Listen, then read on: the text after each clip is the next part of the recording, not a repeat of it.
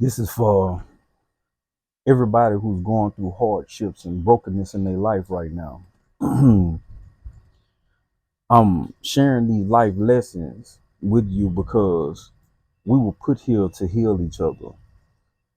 And the experiences that I have had have tempered me and taught me a great deal. They've um, graduated me in capacity to be able to execute and exercise things that I've learned and things that I know.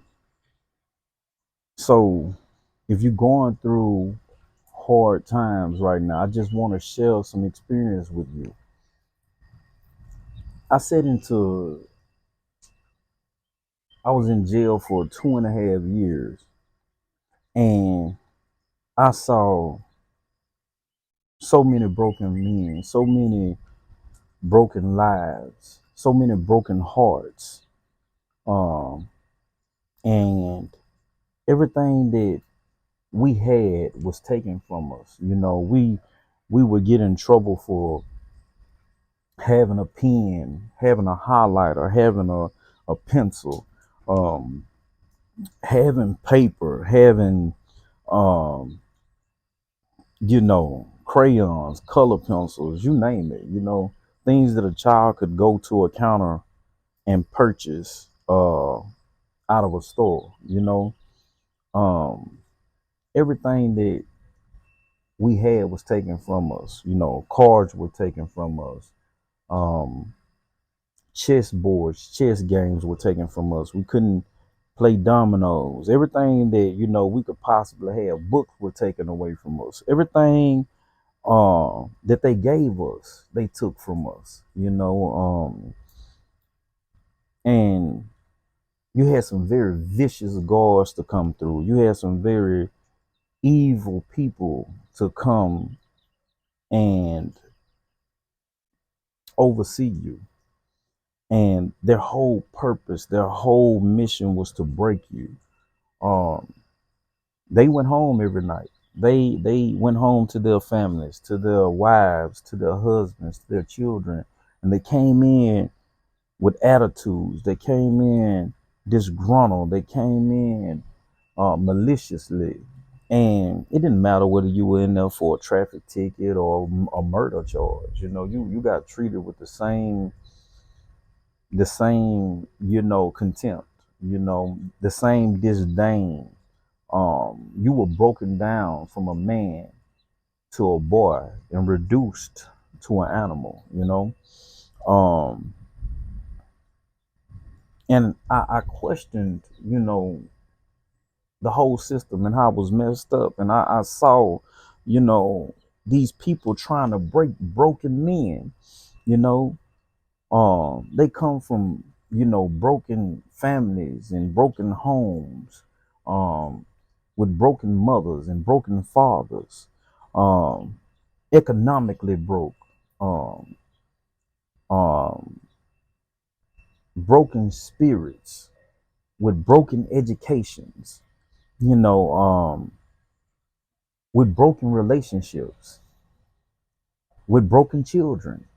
You know, they didn't care, how old you were. I seen old men, in wheelchairs with, maybe addictions. I saw people who, could barely move, was suffering from cancer and, all of these things, you know, and, a lot of, what people got locked up for was technical, some minor violation or some misunderstanding, just like everybody is not innocent that's in jail, everybody's not guilty, at least not of um, any wrong, or any crime, any true crime, because some laws are unlawful and some things that are legal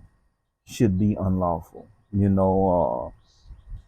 The way that they make policies should be unlawful. The way that they conduct themselves behind policy, should be unlawful. But I'm making this video in order to, highlight the fact that these people are trying to break broken men. And the question stands, how do you break a broken man? You know? Um, and if I had to title this video, it would be titled All the King's Horses and All the King's Men. Because being a broken person, and watching broken people break broken people, it stands to reason to ask the question, how do you break a broken man? And I come up with one solution, one way. There's only one way, and it's something that they'll never do.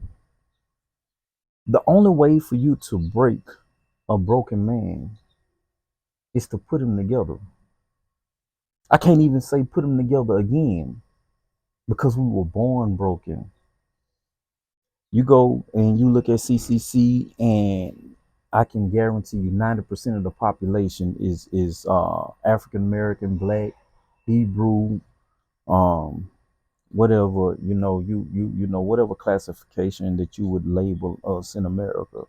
Um, you know, and there are many domes or many pods for men, but there's only one pod for women. The disparity at which we as black men are targeted is ridiculous. You know, um, I read a book called Slave State by one of my friends, Curtis Ray Davis Jr., and he highlighted a story in the Bible where there was an edict that went out from Pharaoh to kill all of the male children under 2 years old, and to let all of the females live, because he wanted to kill the forecast and promised Messiah that would come and um, introduce salvation and redemption to the Hebrew people while in captivity in Egypt. And it stands to reason that this same edict is being carried out today,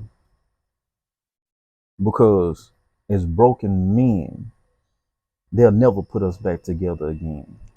You know, and it's only through brokenness that I realized that the Most High, Yahweh, Yahshua, Jesus Christ, um,